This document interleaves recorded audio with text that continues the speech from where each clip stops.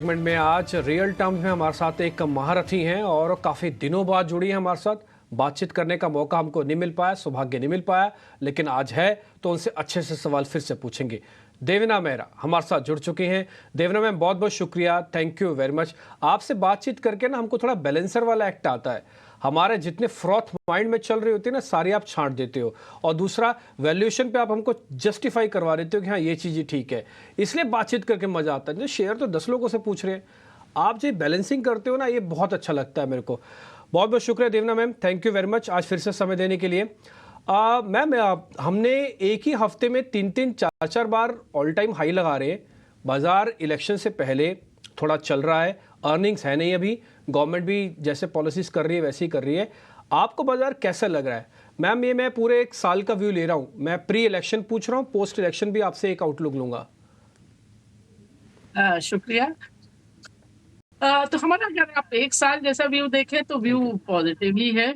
ऐसा कोई बहुत बड़ा खतरा नहीं नजर आ रहा। जैसे मैंने शायद आपके चैनल पर भी पहले बताया होगा कि एक बहुत लंबा समय था जब भारतीय बाजारों ने अच्छा नहीं किया। एक पूरा दशक निकल गया 2010 से 20 का, जब आपको फिक्स डिपॉजिट से 1% भी ज्यादा कंपाउंडिंग नहीं मिली। तो वो 15-16% जिसकी लोग आम बात करते हैं, या 12-13 भी इक्विटी से, उस पूरे एक दशक में आपको 9% भी नहीं मिला।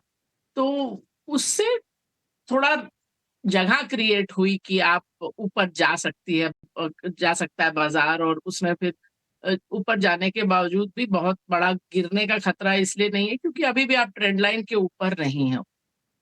थोड़ा जो शॉर्ट टर्म रहता है कि क्या होगा, थोड़ा साइडवेज होगा, करेक्शन होगा, तो मैं ये भी आपको बता दूं कि फिलहाल हमारा जो पोर्टफोलियो मैनेजमेंट स्कीम्स है उसमें हम लोगों ने हेजिंग कर रखी है। तो हेजिंग में, हेजिंग आप समझ लीजिए इंश्योरेंस है, तो इंश्योरेंस का दाम तो लगता है। अ, कभी वो इस्तेमाल होती है, कभी नहीं होती है, वो भी ठीक है।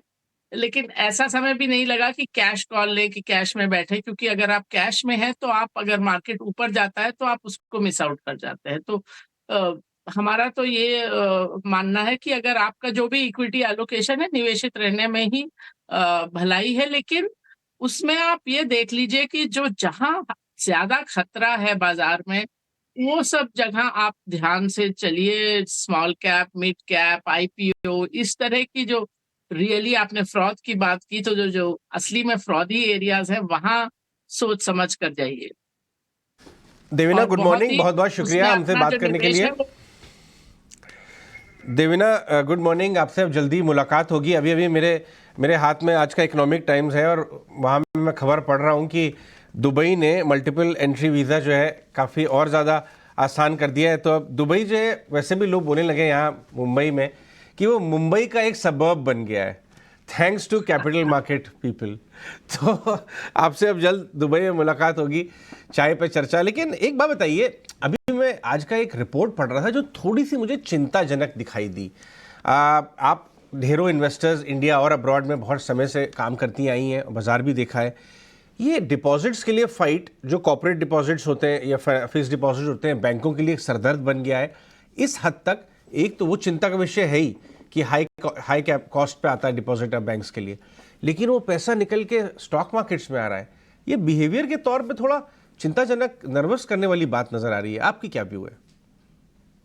ये थोड़ा तो चिंता की का विषय है। बैंक से तो मैं वैसे ही थोड़ा डर डर के रहती हूँ। कुछ लोगों ने मुझे ये भी बोला कि मैडम आपका तकिया कलाम है कि I am a nervous investor in banks. तो बात सच है कि मैं बैंक्स या किसी भी तरह के जो लेंडिंग एक्टिविटी वाले कंपनियां होती हैं उसमें बहुत डर कर निवेश करती हूँ, क्योंकि ये सब जगह आपको मालूम नहीं रहता बाहर बैठे कि क्रेडिट क्वालिटी क्या है और नेगेटिव सरप्राइज कहाँ आएगा।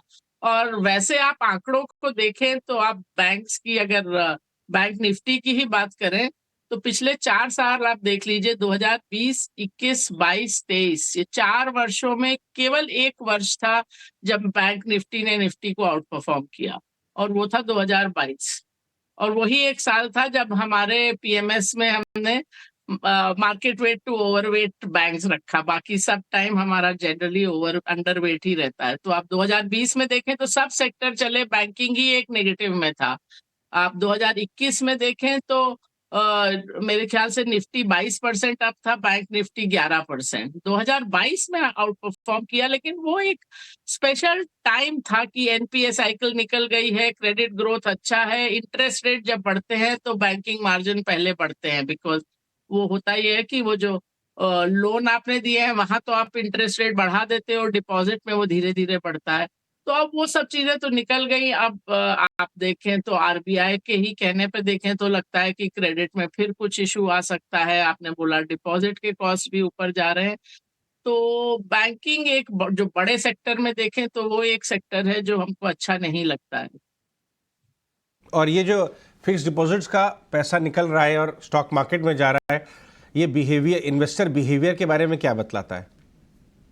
हाँ, यही है। और स्टॉक मार्केट में भी कहाँ जा रहा है वो भी मैंने कहा वही कि जो फ्रॉडी एरियाज हैं, small cap, micro cap, IPO, इस तरह की चीजों में आप बच कर रहिए। और विशेषकर अगर उसमें है भी तो सोच समझ कर निवेश करिए। और जैसे हम लोग अपने पीएमएस में करते हैं कि 1,000 करोड़ से नीचे मार्केट कैप वाली कंपनी आप देखते ही नहीं है। 1 से 5 में भी 15% से ऊपर कम ही जाते हैं।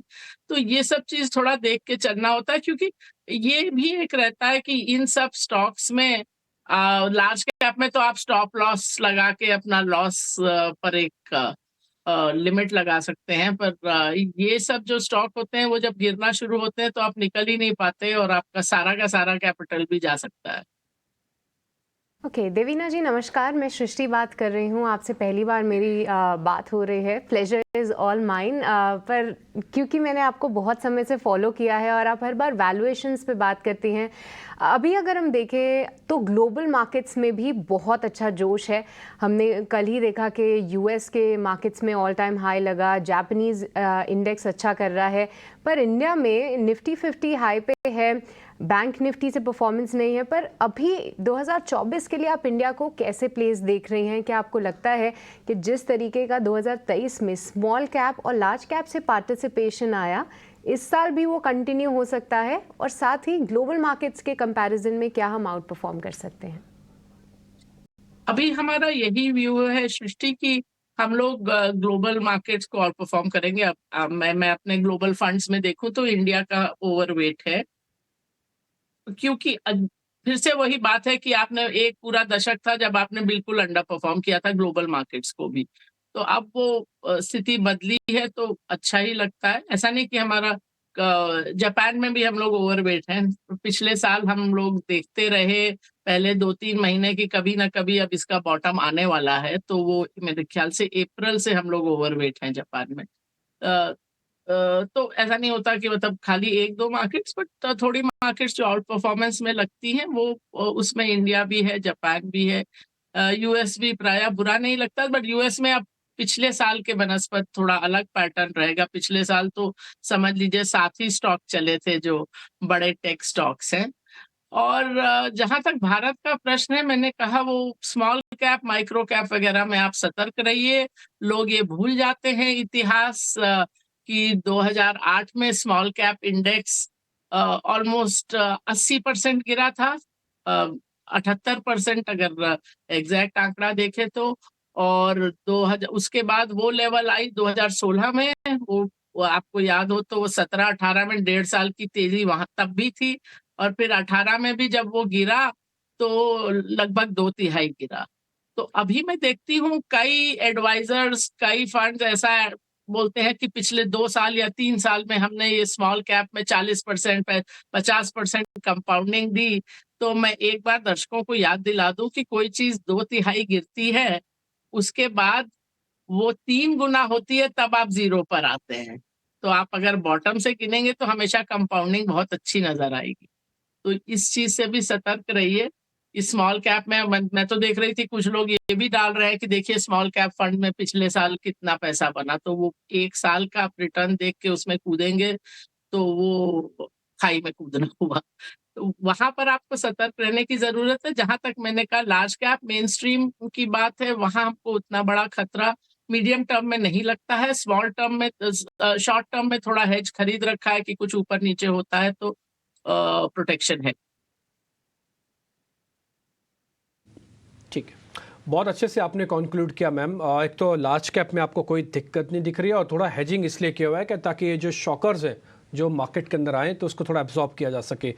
बहुत अच्छा लगा मैम आपसे बातचीत करके। Thank you very much. जल्दी आपसे वापस मुलाकात होगी। बहुत बहुत शुक्रिया। Thank you very much.